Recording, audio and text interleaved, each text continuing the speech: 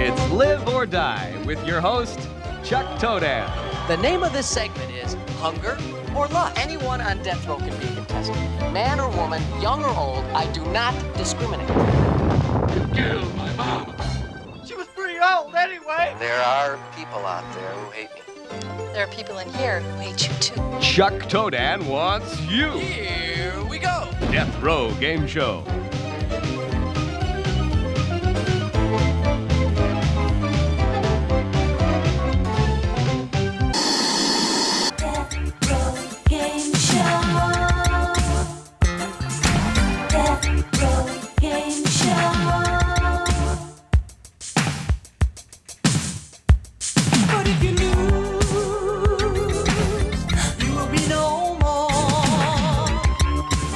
Released in 1987 by schlock exploitation filmmaker Mark Pirro, Deathrow Gameshow is a hilarious, off-the-wall style black comedy starring an unpredictable cast of delirious characters that go above and beyond in this shameless example of Pirro at his best. It stars John McCafferty as Chuck Toedan, who comes across as an overconfident prick that makes his living as a host for a network game show called Live or Die, featuring death row convicts competing in life-or-death contests in hopes of winning back their freedom. Filmed in front of a live studio audience similar to The Price is Right, except for the fact that instead of awarding the contestants with luxurious prizes like Bob Barker, Chuck Toedan delivers swift executions with a smile, knowing damn well that none of them stood a chance. And not surprisingly, Toedan isn't a very popular guy in the movie. He arrives and leaves work to an angry mob of deranged mothers and the cutthroat media cursing his existence. He's disrespected by his co-workers and can barely make it home without receiving death threats while sitting in traffic.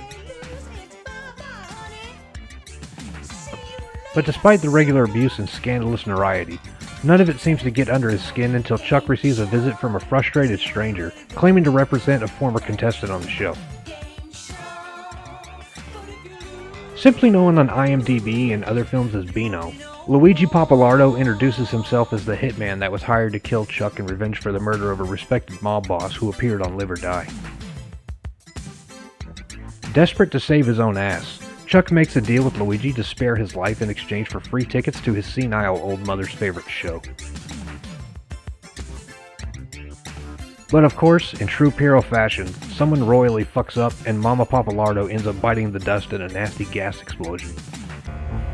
You killed my mama. I didn't know who she was. You killed my mama. How about a free copy of the show on tape? You killed my mama. She was pretty old anyway. As expected, Luigi loses his shit after seeing his mother burnt to a crisp, decides to cancel the deal and kill Chuck anyway.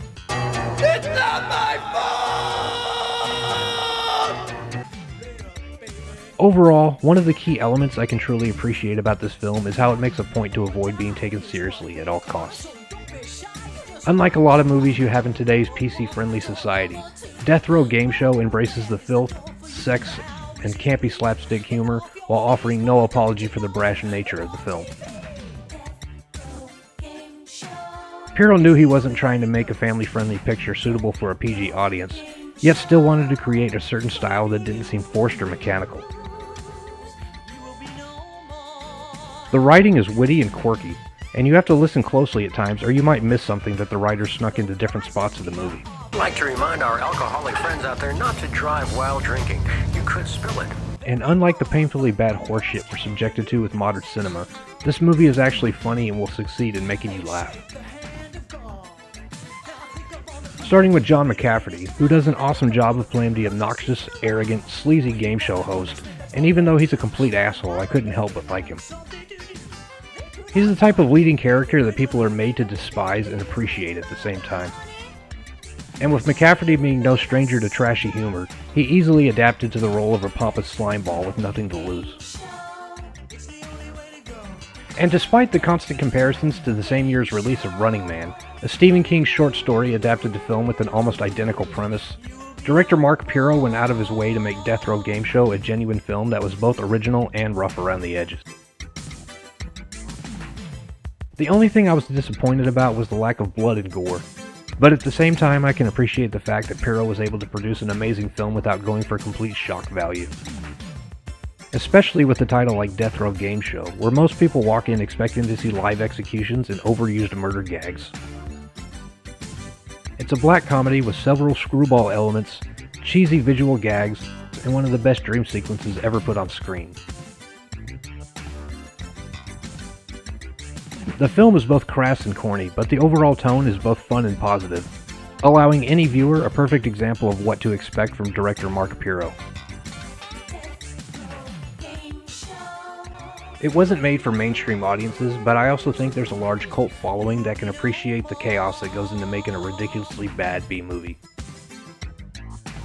And if that's what you're looking for, then Deathrow Gameshow is definitely one you want to check out as soon as possible.